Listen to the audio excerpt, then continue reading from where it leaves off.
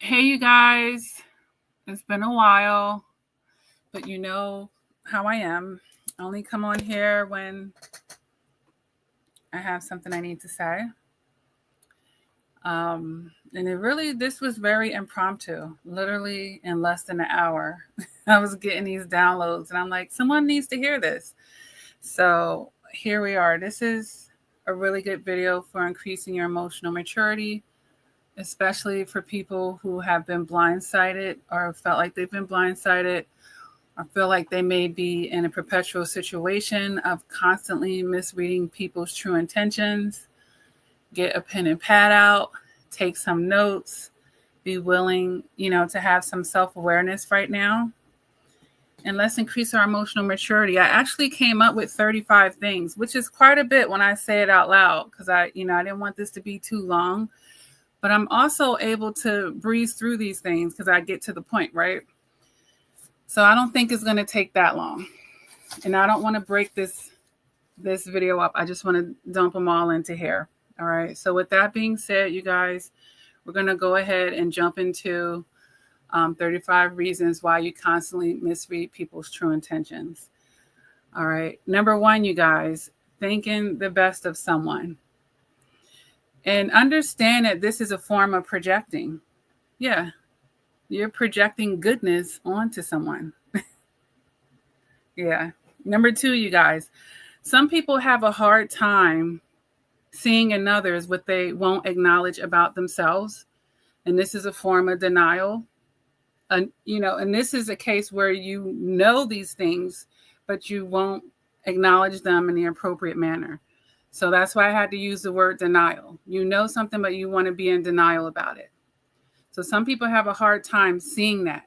So if someone else is doing it and it may make you feel some type of way psychologically or make you have to be triggered, basically, you may want to be in denial about that. And therefore, you're going to misread that person because you're mentally blocking it. And then on another side, some people need to see or basically project onto others what they see in themselves. And this is a form of dumping. This person is feeling shame. They're feeling guilt. So, and it's also a form of projecting. All right. So I hope that wasn't any type of word twist. So some people have a hard time seeing in others what they don't want to acknowledge about themselves. And then some people need to see in others. So therefore, by them projecting that onto that person, they're misreading that person because they're projecting, the stuff they need to dump off of themselves onto other people. Like, you're the bad guy, so I can't be the bad guy. But in emotional maturity, two people can be the bad guy. Both of you can be the bad guy. See what I'm saying? But it's the way that we limit ourselves when we don't have enough emotional maturity, which goes to number 3, being too naive, being inexperienced, being immature and emotionally immature. Now, some things, when I say too naive and inexperienced, I'm not talking about a 60-year-old that has been around the block and hasn't done something that's in another number that we're talking about. I'm just talking about people that may be fresh and young. You don't have a lot of life experience. You're inexperienced in this area. And maybe someone hasn't had the appropriate talks with you. So yeah, you can actually be too naive in that way and, too inexperienced, immature, and emotionally immature. Number 4, you guys, blinded by your desires and desperations. Absolutely. And I have to use the word blinded because when you desire something really bad mentally, you're going to try to find a way to rectify any inconsistencies to balance it out so that it still goes in that direction of the desire, right? And number 5, blinded by your ego. Now I'm overconfident on what I think I'm seeing, so I'm not even looking at you that hard, or blinded by the ego as far as entitlement as well. You feel so entitled to this person liking you, agreeing with you, or, being on your side or whatever. You're not even really considering any other angles here. So you could be blinded by your ego as well. Number 6, a lack of self-awareness. This is, and you're like, wait, what do you mean my lack of a awareness is not allowing me to see other people? And this kind of ties into, some people have a hard time seeing in others what they won't acknowledge about themselves, but this is a little bit more deeper. This is a lack of a self-awareness where you don't even see it about yourself. There's a detachment there. You don't see it at all. So in my other example, you did see it, but maybe there is a denial there. But now you haven't gotten to the level of self-awareness where you can even see this within yourself. This is, and when the brain is playing this little, the mind is an interesting thing, but you could think of situations where people think that they're fat and they're 80 pounds. I'm fat, but I'm 80 pounds. They can't even see in themselves that they're frail and undernourished. There's a lack of self-awareness there. And of course, that's body dysmorphia, but I'm just giving an example of this lack of self-awareness and how powerful the mind is when you convince yourself of something about yourself. Number 7, you guys, not taking the lessons. So of course, this is for the people that have spun the block, and you're basically just floating through life at that point. And then some people, ironically, they'll take the pain and leave the lessons. Isn't that crazy? Like, whoa, this situation just devastated my life. And you're feeling all of this pain, and people, they'll sit in it and stay in it, but balance it out. Make it worth it. Make those tears, the pain, the setbacks, whatever the discomfort is, balance it out by taking the lessons. Come on. That's how you balance it out for yourself. Like, if I had to feel that pain behind, making this wrong call or whatever, I'm going to at least take the lessons to hopefully minimize or prevent this from ever happening again. Make it worth your time in that way. Number 8, you guys, lack of critical thinking. Some people are just too one-dimensional or too much on the surface with things. When you're one-dimensional, you're not going to be seeing angles. You're not going to be seeing possibilities. You put everything in one box. Like, we talk about this all the time on the channel, where endings aren't all bad. Sometimes you need a damn ending. But people, just that word is very triggering for most people. Something's going to end. Maybe something needs to end, right? So that lack of critical thinking. Number 9, leaving the clues and the red flags. Like, when I say leaving them, just basically missing the clues and the red flags.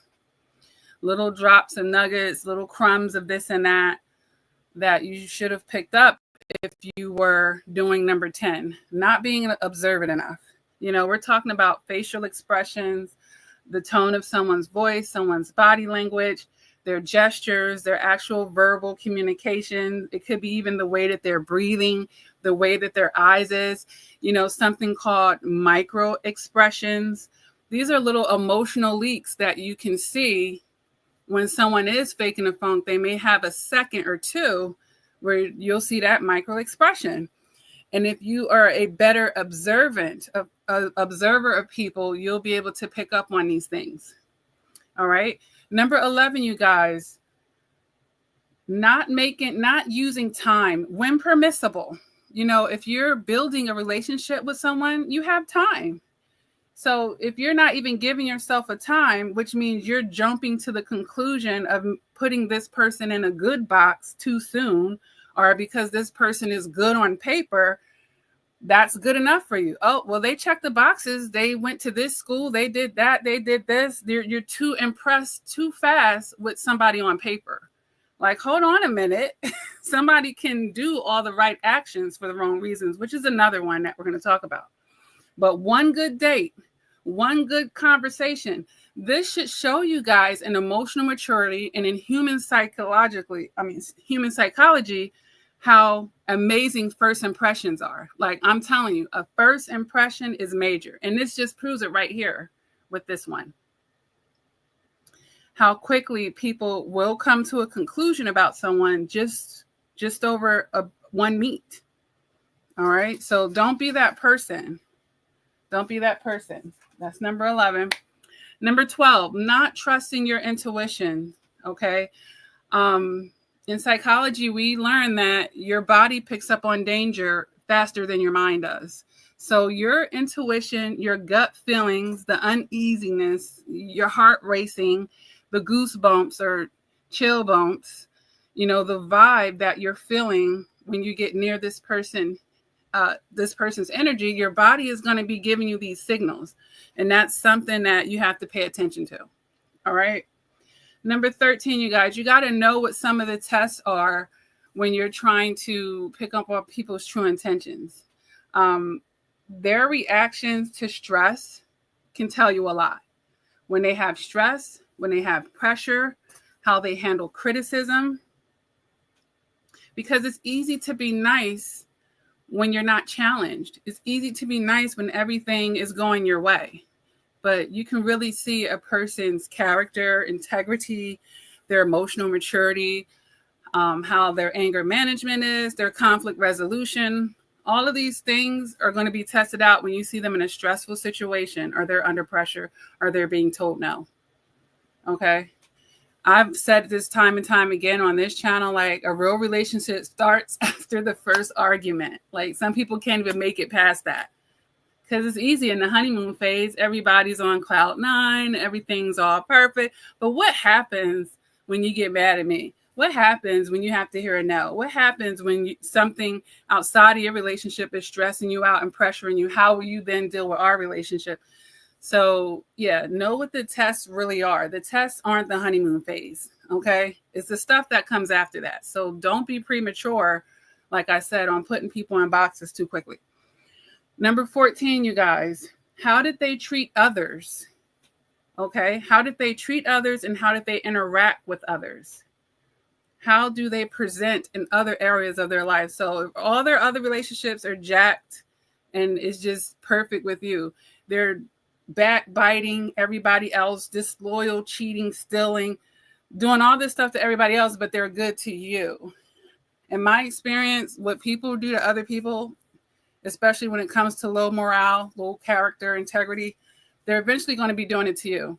The people that are gossiping to you about others, one day they'll be gossiping to others about you. I have yet to not see that shit be true. I'm telling you, I have yet to see it not be true. So let's leave this in 2024 that you're the exception.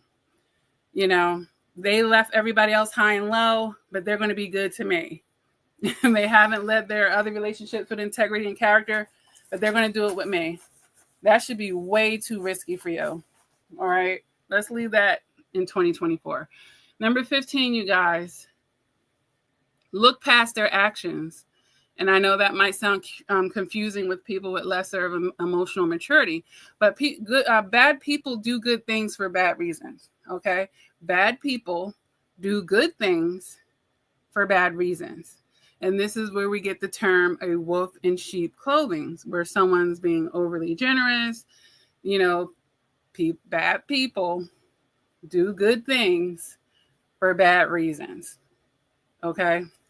Number 16, you guys, you may misuse the idea or the concept of trust. So you may need to increase your emotional maturity about how trust should be extended to people, how much and when. You may have an issue with that.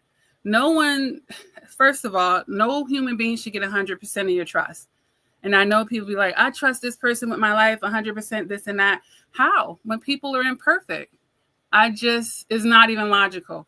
You're not even leaving room for human imperfections or human errors, human mistakes. How can you give anybody 100% of trust? And how can a stranger just get so much of your trust right off the rip? Some people might say, well, I'm going to trust you until you tell me not to. Or I go in all and tell someone no.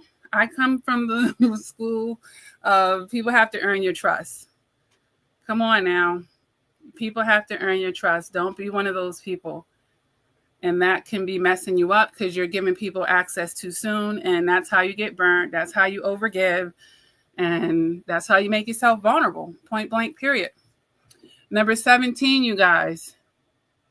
Assuming like they are like their associations. You have to know that people social climb. And sometimes the people they're social climbing with may not know who they are either.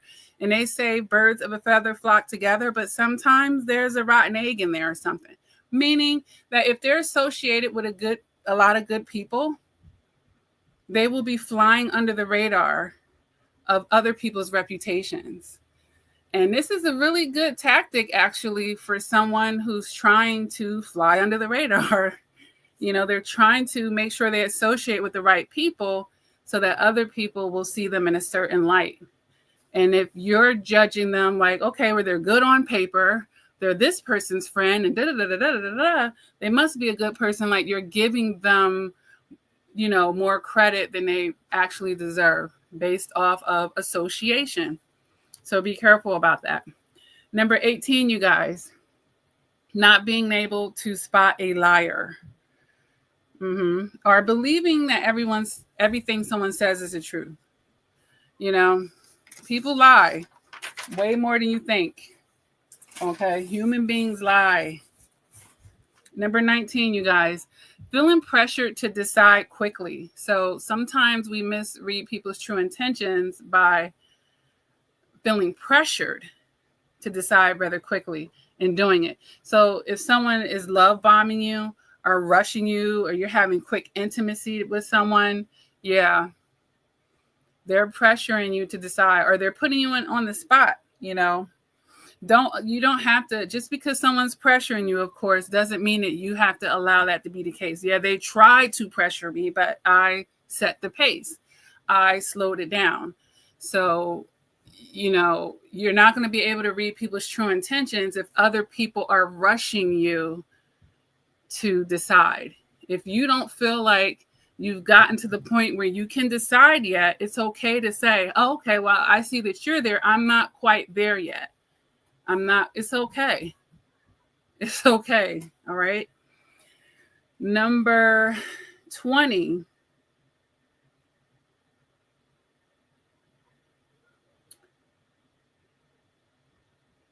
Making things personal, perhaps, someone making things personal to mess up your intentions.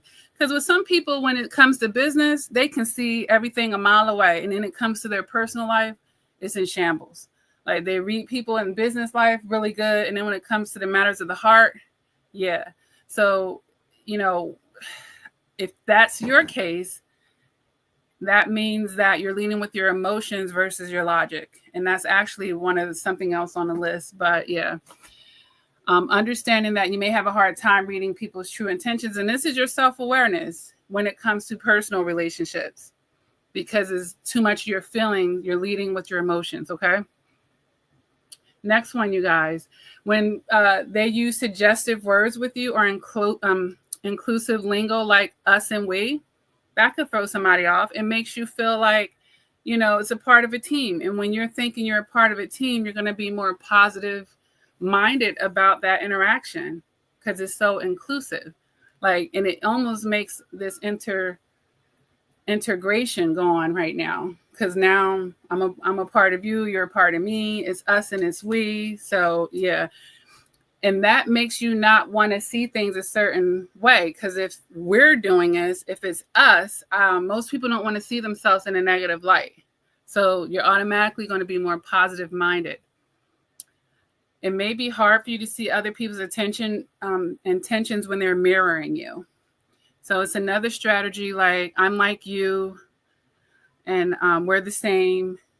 So, when people have a lot of commonality or that's their perception, of course, it's going to be harder to read the true intentions because you may begin to project too much of yourself onto the situation and thinking they're too much like you. And then, well, I wouldn't have done that, so I'm not going to think they're doing that, right?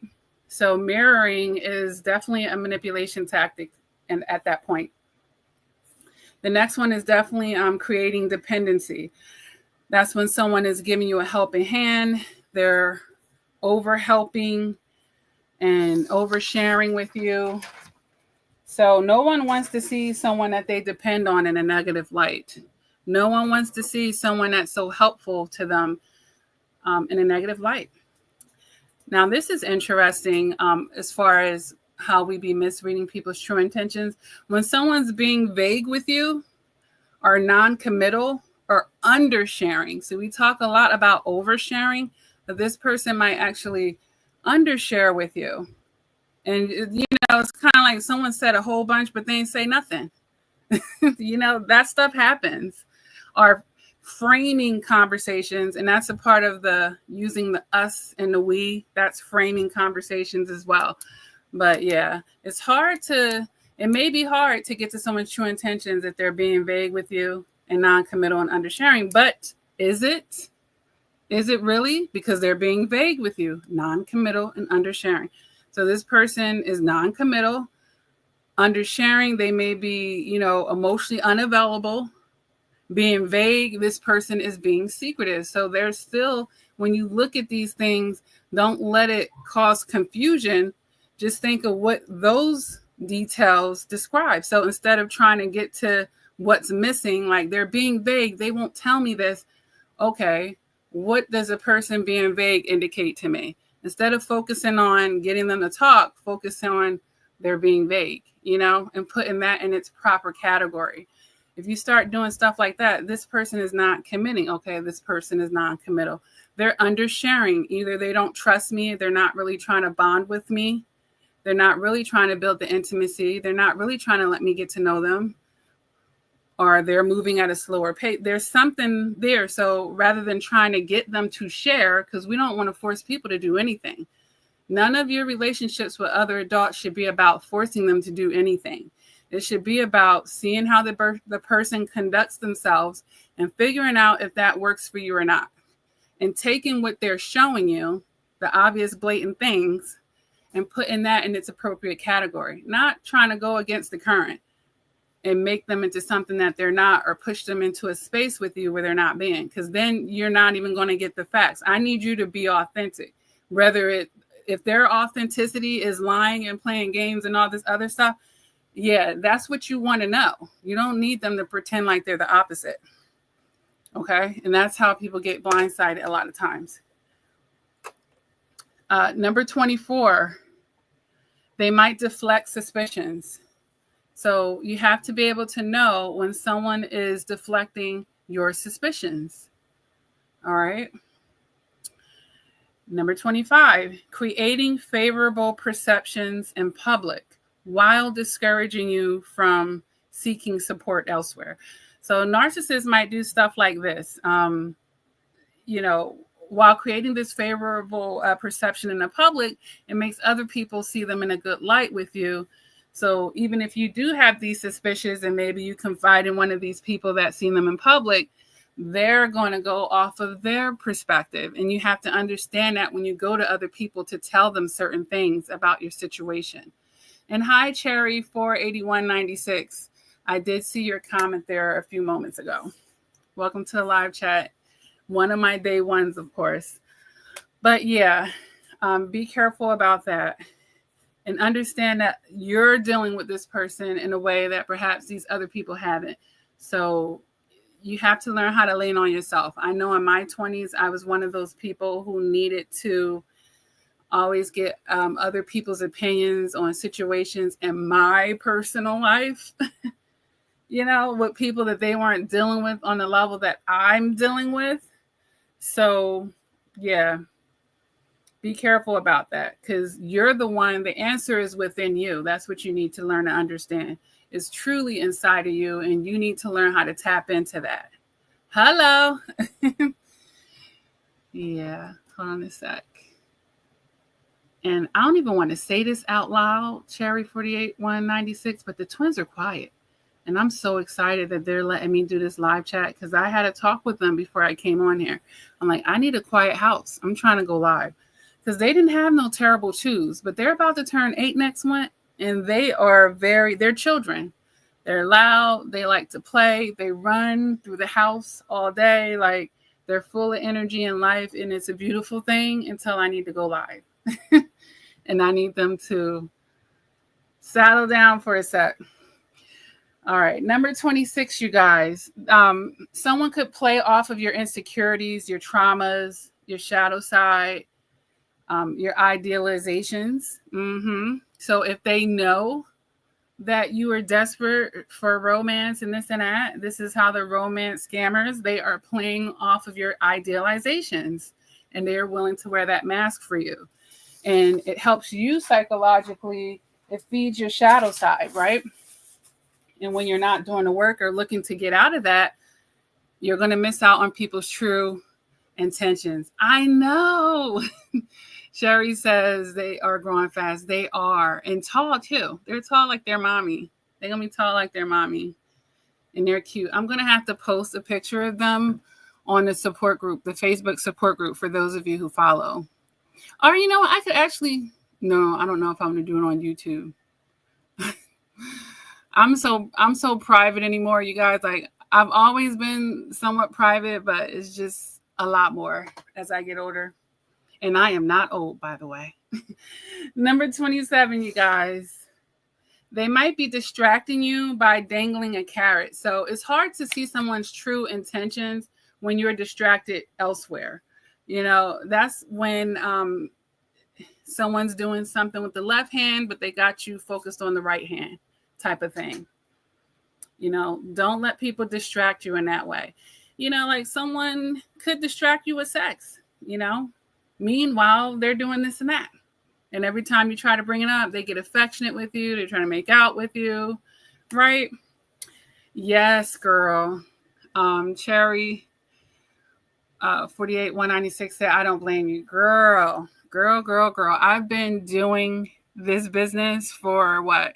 Since the twins, before they even turned 1. So they're about to be 8. So I'm going into almost 8 years doing this stuff here on YouTube. And you have no idea how much hateful, evil eye stuff that have come my way. Like, people try it. There's confirmation right there. My phone is always on time with the confirmations. But girl, the amount of evilness that I have experienced, it doesn't outweigh the light though. And that's what keeps me here, of course. And their evilness is not heavier than my God. It's not heavier than my strength. It's not, you know, it doesn't overpower my light at all, but I just know it exists, you know? And when you understand those type of things, you become a whole lot more private. And then, you know, in my maturity as well, I'm not a bragger per se. I don't downplay myself, but I'm not a bragger. I know that there are people who are less fortunate, you know, that this is why it's, you know, it's really sad, but human nature is a real thing. And whether it's sad or not, it's real. This is why people hide pregnancies. People get married in secret because there's so many evil eyers. There's so many people. And it doesn't mean that they're so powerful, but you just don't even want to subject yourself to any tiny attacks of any type. You know, people are nuts nowadays. And I have met weirdos. And I'm good. There's another confirmation. I am so good, Cherry. I am so good. All right. Now, so yeah, don't let people distract you with the carrots, okay? And you're so focused on this and that you're missing out on what's going on right in front of your face. Now, number 28, you guys, is repeating the same points and perspectives over and over. Now, this is a way of someone planting a seed and like watering it into your subconscious. Really, repetition is a thing. So if someone's constantly telling you they're a good person, constantly reinforcing positive things about themselves, they're planting that inside of your head. And actually, it is making an imprint on your mind, whether you are realizing it or not, basically. So, yeah. Yeah. Number 29, running off of emotions versus logic and objectivity. If you've been on this channel, you know what that means. We can't just run off of emotions. And I've said it many times on this channel. In our personal relationships, we need to be the most logical. You know, you got to lead with the logic until you feel safer to balance in the emotions, to truly balance them in. So how are you going to pick a life partner? Picking your spouse and stuff, that is the most important decision of your life. It's up there because that person can bring you up, bring you down. But this is a life partner. So these are important decisions that you need to use your brain and logic and objectivity. Number 30, Practice being an active listener. Some of you are bad listeners. And what gets in the way? All of the stuff that I told you, being blinded by this, not having your emotional maturity, listening. You're not really listening to catch the words and really comprehend the essence of what the person's saying, because you may be too needy for the companionship. You're listening, waiting to get to your turn so you could dump on them or, say what you want to say. You're not actively listening at that point. Most people are not as good of listeners as they think they are. And you might not be as good of a listener as you think you are. Like, you really have to think about that. Are you really a good active listening? People get distracted so easily and they blame it on the internet and shorts and, all this other stuff. But I like to take accountability. Just, make sure you're being an active listener.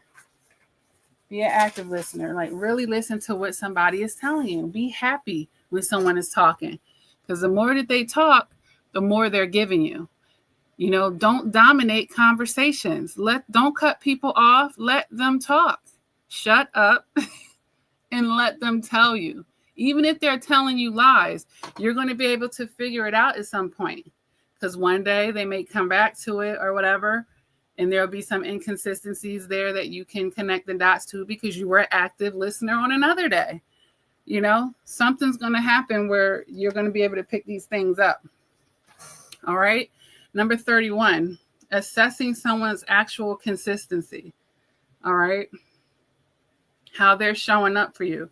If they're punctual, their attentiveness, their attention. And you have to observe that. And this isn't allowing someone to love bomb you after they weren't being consistent. And now you're letting the love bomb overpower their inconsistencies as far as consistently showing up with you. But they're being consistent in another way. They're being consistently toxic, honestly. So yeah, there's some consistency there. So when you're assessing their consistency, these are like tongue twisters to me right now. What are they being consistent at? Okay, that's what we really need to say. Number 32, some of you aren't curious enough. You go into important meetings and maybe you don't have the right questions. You don't know how to open a conversation, or basically talking intentionally. How are you going to get to someone's true intentions if you're not curious enough to get to it? Or if you're curious enough to get to it, you don't know what type of questions you should be asking to get an idea about this. All right. So their willingness to engage when you start to have these open conversations and talks, right? That's going to tell you something. Number 33, recognize a person's defense mechanism. Okay. What does this person do when they feel threatened and uncomfortable? Are they silent? Is it a silent treatment? Do they start talking fast? Are they changing the subject? Are they creating an emergency to get out of there? This is going to give you an idea about someone's true intentions. Okay. And the next one is deciphering someone's sense of humor. So you can tell a lot about what someone's willing to joke about, especially when they're making you the brunt of the joke. All right. If someone has a dry sense of humor, or if they're being cynical, yeah, you want to decipher someone's sense of humor. And that's 34. And I wanted to do 35. And okay, well, I think I already kind of said it though, because something popped into my head, but wasn't that something I already said? And I really hope this paper was not over the speaker. Please tell me you guys heard me clearly through this whole thing. Oh my gosh, I'm going to be so mad if I put this paper over the speaker at any point, because it'll sound a little muffled to you. Just slow down. But I kind of talked about that when we talked about someone pressuring you to rush. Slow down. Okay, slow down. Ooh, child. Yeah, but it can get better for you. reading people's true intentions can get better. But the whole thing is also learning how to give people the appropriate amount of access to you, and the lack of the appropriate amount of access to the lack of access when needed. Did that make sense? So if you're not oversharing, if you're not overgiving while you're determining these things, while you're trying to figure out a person's true intentions, you're not putting yourself in the most vulnerable position. Okay? Where you feel like you've been taken for a ride and now your emotions are all the way up here because you moved faster than the situation required. All right. And honestly, none of us are perfect. That'll be another disclaimer that I'm going to make here. You're not going to get it right every time, but it will feel, like I said, less of a blow if you were moving most appropriately with a stranger as you should with a stranger. So if you're doing all these things on the list, taking all of this stuff into account, you're going to be in a pretty good position to at least guard yourself and minimize, any fakeness. Because we all know that fake people exist. All right. All right, you guys. I hope that this helps somebody. I tried to think of everything that I could bring up at this point that I could brainstorm.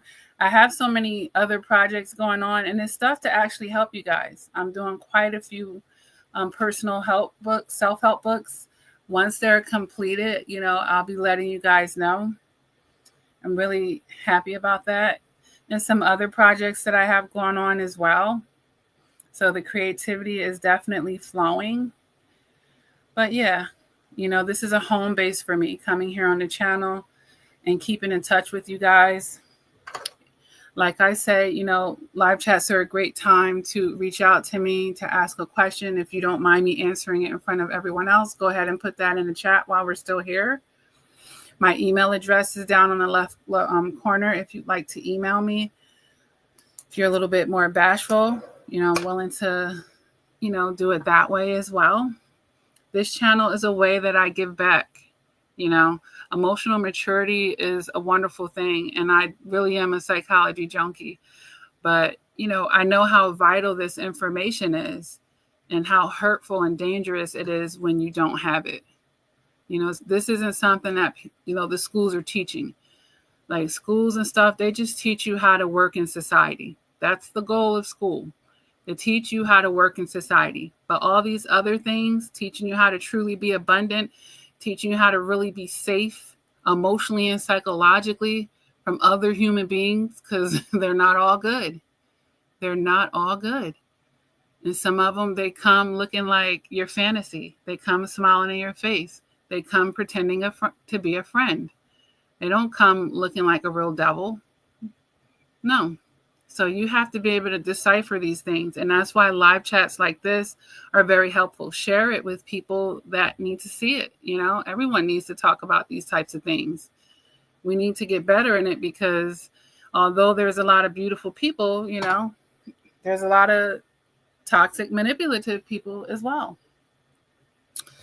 So I really hope that this helps someone, and I hope that you're getting better with this in time. This whole channel is full of videos and content that can help you in this area if you know how to read in between the lines and actually just take me literally. Because with me is really not reading in between the lines. But what I mean by that is there may be other topics of videos where I'm not saying how to read people's true intentions, but obviously these are building blocks and skills and topics that are going to help you in that direction. I don't have to literally name the video that. You can read the videos and tell which ones are going to actually help you along those ways, right? So use your critical thinking as well. All right, you guys, I really love you. I always miss you when I'm not on here, but I don't like to ramble. I don't see any questions here. I must be doing my job that good. People rarely have questions for me anymore. Like, oh, you covered it all. I don't have no questions. The fat lady has sung. All right. I hope everybody is doing well and staying safe out there and growing in life and being prosperous, because that's what it's about, you know. All right. Well, I love you, and I will see you in the next live chat. You guys take care and stay well.